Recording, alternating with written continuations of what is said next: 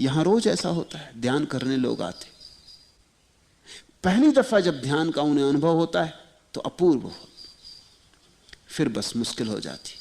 पहले ध्यान के अनुभव के बाद बड़ी मुश्किल हो जाती। जब तक न हुआ था तब तक भी कम से कम चैन था कि अपने को भी हुआ नहीं होगा। एक दफा हुआ, एक दफा खुल गए कपाट, अचानक तुमने पाया कि तुम मंदिर के भीतर हो, रसमग्न, सब भांति डूब गए। अब बड़ी मुश्किल। अब तुम चाहते हो रोज रोज ऐसा हो। इतना स्वादिष्ट था अनुभव, ऐसा मधुर था। तुम चाहो ना तो ही आश्चर्य होगा। तुम्हारी चाह स्वाभाविक, तुम चाहते हो अब रोज रोज हो, जब भी ध्यान करूं तब हो। अब तुम ध्यान करते हो और नहीं होता। अब तुम जितनी चेष्टा करते हो बुलाने की, उतना ही मुश्किल होता चला जाता, क्योंकि तुम्हारी चेष्टा में तो तुम मौजूद हो जाते हो और तुम्हारी मौजूदगी ही बाधा है। और तुम्हारी चेष्टा के कारण ध्यान तो लगता ही नहीं। ध्यान का तो अर्थ है निश्चेष्ट हो जाना, वासना शून्य हो जाना। परमात्मा की वासना भी जब नहीं होती तभी परमात्मा उतरता है। तो बुलावे से तो नहीं आता, कभी कभी आ जाता है, अचानक द्वार पर दस्तक दे देता है, जैसे हवा के झोंके आते, कि सूरज की किरण आती, कि एक बादल तैरता हुआ आ जाता है, कि रात में बिजली चमक जाती, अचानक, अनायास, तुम्हारे प्रयास से नहीं। और फिर अड़चन होती। फिर जब तुम नहीं ला पाते, बार बार चेष्टा करके हार जाते हो, तुम्हारा अहंकार बहुत धूल धूसरित हो जाता है, तो अहंकार कहता है मैं पहले ही कहता था ये बातें होती नहीं, तुम किसी भ्रांति में पड़ गए, या कि किसी ने तुम्हें सम्मोहित कर दिया, या कि भीड़ में लोग थे और भी लोग इस तरह की भावनाओं में भरे थे, एक वातावरण था, उस वातावरण में तुम डूब गए। मगर बात सच्ची नहीं हो सकती।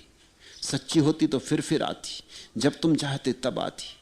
यही फर्क समझना, विज्ञान और धर्म का भेद यही।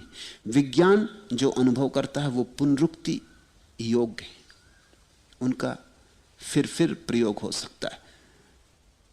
तो विज्ञान की कसौटी यह है कि जिस प्रयोग को बार बार दोहराया जा सके वही सच्चा प्रयोग है। समझो 100 डिग्री पर पानी भाप बन जाता है, एक दिन तो 100 डिग्री पे बने और दूसरे दिन 90 डिग्री पे बन जाए, और तीसरे दिन बने ही नहीं, चाहे तुम 200 डिग्री तक गर्म करते जाओ, तो फिर कोई विज्ञान का सिद्धांत निर्मित ना होगा।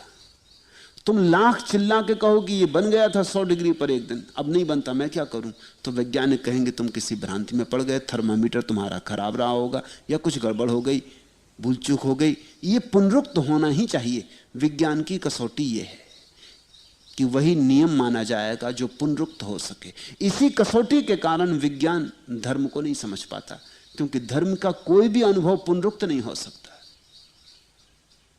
हो ही नहीं सकता पुनरुक्त। हो गया, नहीं हुआ, नहीं हुआ। और कभी अनायास हो जाता है, कभी बहुत प्रयास से नहीं होता, कभी बिन मांगे बरस जाता है, और कभी मांग के तुम थक जाते हो और एक बूंद भी नहीं आती। विज्ञान धर्म के विपरीत इसीलिए है कि उसकी जो मौलिक शर्त है कि हर अनुभव पुनरुक्ति योग्य होना चाहिए, वो धर्म पूरा नहीं कर सकता। लेकिन धर्म की भी मजबूरी है, वो पूरा किया नहीं जा सकता। तो इस कारण बहुत बार अनुभव करने के बाद भी हम उन अनुभवों को झुटला देते या कल्पना मान लेते। आज से ख्याल रखो, जब भी जीवन में कुछ अपूर्व घटे जिसको तुम न तो समझा सको और न समझ सको, तो उसे संजो के रखना, उसे फेंक मत देना। वो दोहरता ना हो तो कल्पना मत कह देना, वो फिर ना आए तो इंकार मत कर देना। ये अनुभव ऐसा अपूर्व है कि फिर आता नहीं, इसे संभाल के रखते जाना। एक अनुभव हुआ, फिर महीने बीत जाएंगे, दूसरा अनुभव होगा, उसे भी संभाल के रख लेना। ऐसे धीरे धीरे अनुभव की संपदा बढ़ती जाएगी। इन्हीं अनुभव के छोटे छोटे ईंट पत्थर गारे से परमात्मा का मंदिर निर्मित होता है।